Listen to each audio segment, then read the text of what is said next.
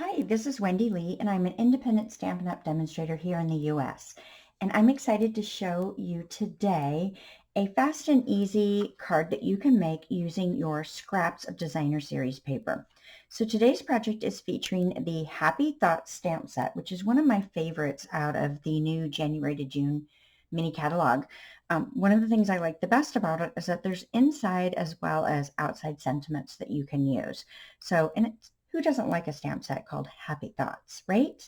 All right, we are coordinating this with the Flower and Field Designer Series paper, which is just one of, I think, 4 different designer series papers that you can get for free with a $50 purchase in our celebration promotion. So love designer series papers. So I'm going to show you a little bit about how to create this card. All right, so we're going to create an alternate version that's going to use some of the different colors in the pack. So this one is on a Saffron card base, and we've just done our stamping in black ink and brought our designer paper to the inside as well. The one I'm going to show you today, I'm going to use Petal Pink cardstock. So these are both colors out of the Subtles cardstock.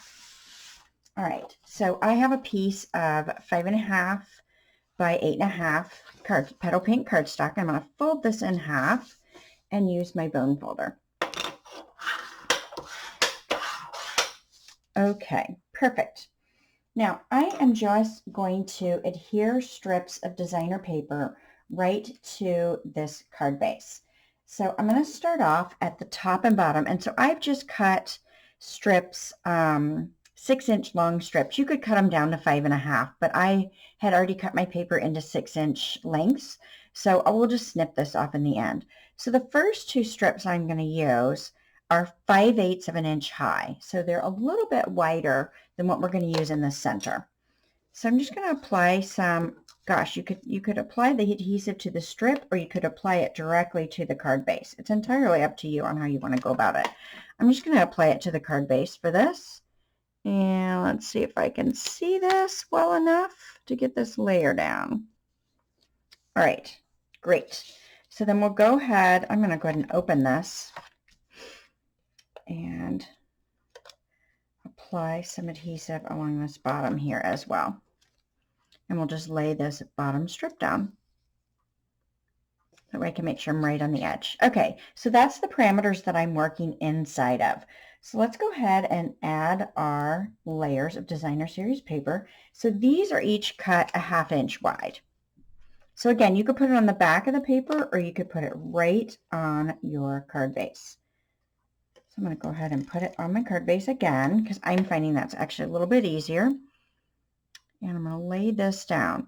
Now, just like I did on the original card, we've got the yellow strips duplicated. I'm going to duplicate this little red print on both of those. Cute, right? All right, let's continue to fill in. So I think next, what do I want to do? So many choices. I think I'm going to go ahead and bring in a floral image here. So we'll go ahead and lay that down. I hadn't made one in this color combo, so I'm just changing it up a little bit to bring in some of those reds. And we will, so I've got these, maybe like this, and then put this floral piece right here in the middle. I kind of like that. Let's do that. So we'll pull these up. Let's go ahead and adhere. So you're going to have a little bit of overlapping at some point in here, because that's just how it works out. So I'm going to go a little bit of an overlap here. I just want to be careful that I don't leave too much space. Oops, I don't want to put that one down. Yes, I do. I'm going to go ahead and put adhesive. I really want that floral image on top. So if anything covers, I want that to be the one that's the widest. So I've already laid adhesive down, so I'm just going to lay that right there. And it's going to cover up just a smidge of those layers. So much fun. All right, let's grab our snips, and we're just going to clip away this extra designer series paper that we've got hanging over the end. And it's super easy to do. Again, you could have cut them directly to length, but I like having it a little bit longer so I have some room to play.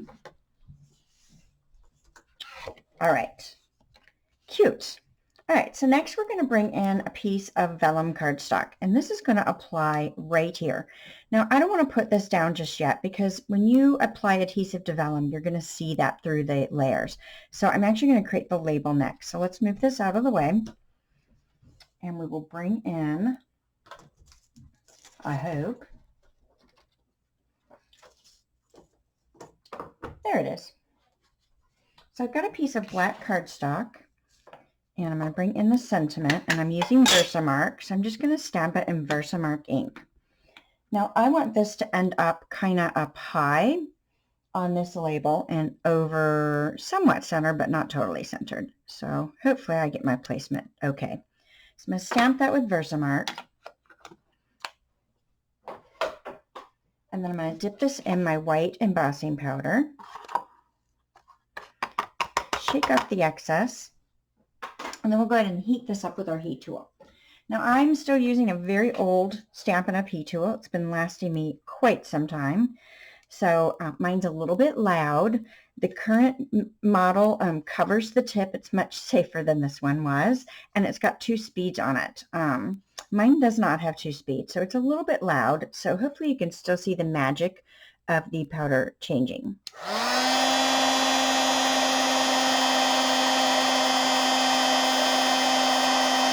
There it goes. Hopefully you can see that.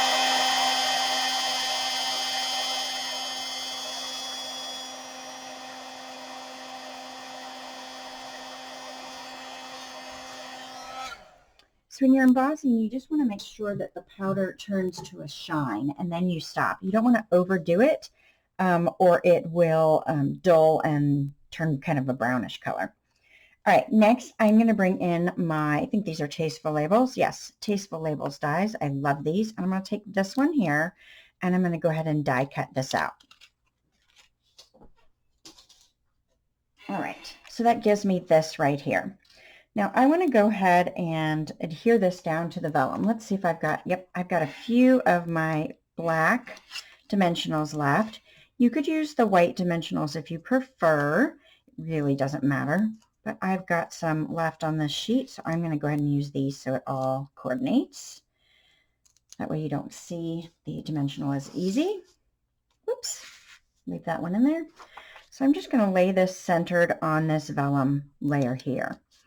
Now I know exactly where to place my Stampin' Seal so that it does not show through my vellum. So I'm just going to add a couple of strips and then adhere this right down onto my card front. I'm really liking this other color combination. All right, so where did I get these super cute flowers? These are cut out of right out of the designer papers. So it's actually this print here has quite a few flowers in it. So I cut them out of that with my scissors. So for this one, I've got a couple of, and I've already cut these out of that paper, just with my paper snips. And I'm going to go ahead and adhere these down. So let's go ahead and grab some dimensionals for this as well. You can see on the back, it's just strictly cut right out of the paper. We have so many great designer papers that have images that you could just easily cut out and use as they are without having to stamp anything. Just depends on if you like to cut things out or not. All right, let's add a couple dimensionals to the smaller flower as well. And let's see if we can get this all layered up. Oh, cute. I like it. I like it. I like it. And then I've got a little leaf as well. Put a little adhesive on the back of that. You could use liquid adhesive if you prefer, but this is large enough that I think it was fine. Oh, super cute. Now, I did add some twine on this one, so let me grab what's left of my white twine. So this is from the, let's see, Snail Mail Twine Combo. You can see I've used a lot of the white already, and I've got some of the Blushing Bride left as well. So that's what I used on this one. Let's put the white one, I think, on this card. So I'm going to pull this out. Oh, okay. Whoops. Okay, I think I lost sound, so hopefully we're back. And so I used the Blushing Bride on this particular project, and I'm going to use the white of this ribbon combo on here. So I'm just going to pull off a length. I want about 8 to 9 inches. And I'm going to go ahead and clip this because that can get confusing when you're tying. You could measure this out. I don't typically, but I've got 2 pieces together, and I'm just going to tie a little bow. All right. Great. Now, I'm going to hold the knot in the center as I pull these loops. This way it won't loosen too much, but I can get this smaller and then pull these loops to tighten it up. And then I can just cut off the excess twine that I don't need. Now, we can slide this right in here. Or let's see, do we want it somewhere else? I actually kind of like it tucked right down in there. So I'm going to stay with that. So let me bring in a glue dot. And we will just adhere this right to, did I get it? Ah, it stuck to my finger instead of the ribbon. There we go. I don't like to touch the glue dots. All right, so we've got that down there really nicely. Isn't that cute? I love it. All right, let's go ahead and complete the inside. Slide that over. So my inside, I've got a piece of Whisper White cardstock that's 5.5 by 3, and we're going to go ahead and adhere another little 1/2 inch strip of our designer paper to the bottom. Again, I left mine long, but you don't have to do that. You could cut it to length. And I'm just going to lay this right down on the bottom and then snip away that excess paper that I don't need. Great. Now we'll add our sentiment. So I'm going to stamp this in Memento Black. And it says, the little things you do so well and so often make a big difference to so many people. Isn't that such a nice sentiment? I love it. Hopefully I got this somewhat straight on my block, and I can use my block to make sure that my placement is good. Ah, not too bad. I'm happy with it. Now you could cut out some floral images and add them to the inside as well if you like, but I've decided to leave this one pretty simple. And we'll go ahead and add our adhesive here as well. And then just slide this to the inside of our card. Fun, right? Love it. So 2 very different looks with the exact same paper pack, just by choosing different prints and combining them differently. So I do have a couple different ways that you can earn this paper, suggested purchases that you could do to earn this paper. So you could purchase the Happy Thoughts stamp set with the Snail Mail twine combo, the Subtles cardstock, which is going to give you both these colors of card bases, as well as the Memento Black, ink pad, and that would come up to about $53. And then you would get this wonderful paper pack. It's 12 by 12 paper, and you'll have 12 sheets in it. So you would get this paper pack. There's 2 of each of these sheets in there. And you can see that that'll coordinate with several from the Subtles. So the Saffron is in the Subtles, the Pool Party, the Petal Pink. I think those are the colors that are in the Subtles. And then there's some from some other color families as well. So you could choose a different color family if you'd like. I've chosen light colors to use for my card bases. Now, if you've already got all of those supplies and you're like, oh, I really want to get the stuff to do the heat embossing, so you could do that as well. You could choose the white powder that we used, a Versamark pad, a heat tool, and then just add in a pack of glue dots, and that would get you to $50.75. And there you can also get this wonderful paper pack for free. So you've got some options. If you don't have the Tasteful Labels or Tasteful Touches dies, that is a $31 die.